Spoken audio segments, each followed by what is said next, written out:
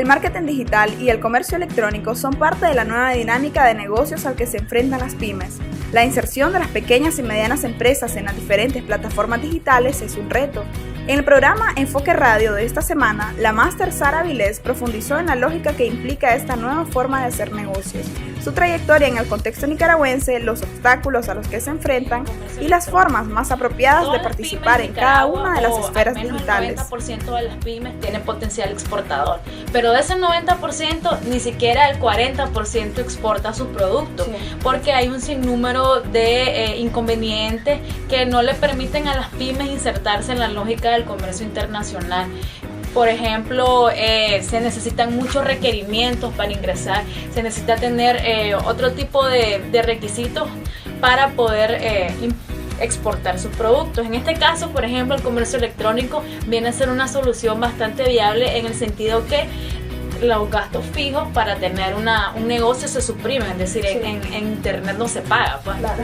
Y la sucursal, por ejemplo, no cierra el internet de 24 horas, entonces son oportunidades viables para las pymes.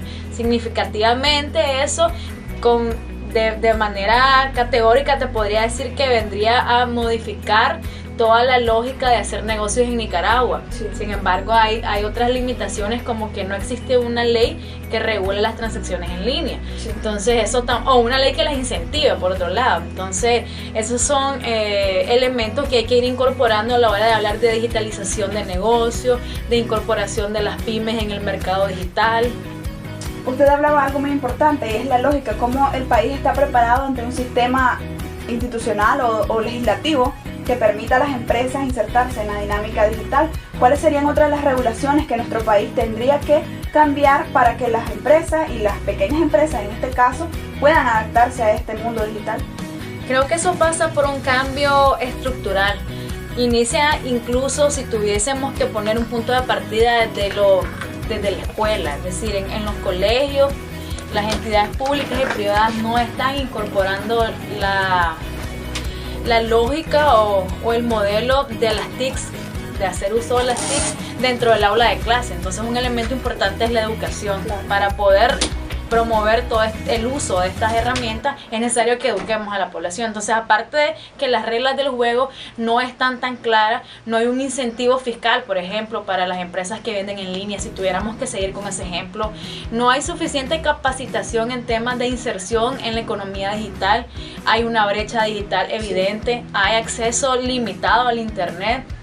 Y por otro lado, el usuario en Nicaragua, si bien es cierto que tiene acceso a los usuarios privilegiados, ¿verdad? Los que vivimos de este lado del país, los que estamos en el Pacífico, tenemos mejor acceso a la conexión, desperdiciamos o tenemos un uso inadecuado. Entonces, ¿qué es lo que sucede? Los jóvenes navegan todo el día en las redes sociales sin ningún provecho, sin un beneficio, en vez de estar utilizando esos espacios en digital para promover causas sociales, para estudiar.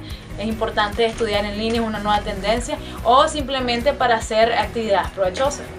Acabas de dar en un punto muy importante dentro del tema, y es de lo que se va a desprender nuestra siguiente pregunta. Es decir, hay poco manejo y buen aprovechamiento de las redes sociales y las plataformas digitales en general. Sara, ¿cómo podría una pyme que cuenta con pocos recursos económicos porque está en vías de desarrollo buscar un especialista o una especialista que le ayude a manejar, un estratega digital que le ayude a manejar sus redes y plataformas, o lo hacen las mismas personas, los dueños de la microempresa? Creo que esa pregunta es bastante clave. Y sí, me ha tocado responderla varias veces, pero más allá de querer vender servicios de consultoría o no de asesoría, creo que lo importante y en lo que fallan muchas pymes sobre todo es que no tienen claro su modelo de negocio. Y no tienen claro, por ejemplo, estrategias ni objetivos ni en el mediano ni en el largo plazo. Entonces, al no tener claro su mercado, su segmento, no saben cómo proyectar esto en ninguna plataforma, ni en físico ni en digital. Recordemos que una estrategia de comunicación incluye el elemento de la comunicación tradicional y la comunicación digital. Entonces es una integración de ambos mundos. Claro. Y si las empresas, las pymes no tienen claro a qué se dedican, cuáles son sus mercados metas, sus debilidades, sus fortalezas, no las van a poder proyectar en ninguna esfera, ni en lo digital ni en lo tradicional. Entonces creo que eso es muy importante, más allá de que si se buscan un asesor o no. En Nicaragua existen muchísimas personas que se están dedicando de manera independiente a asesorar empresas. Y es muy importante tener la validación de un profesional para poder llevar ese acompañamiento, agarrar de la mano a la pyme y situarla en la esfera que espera llegar.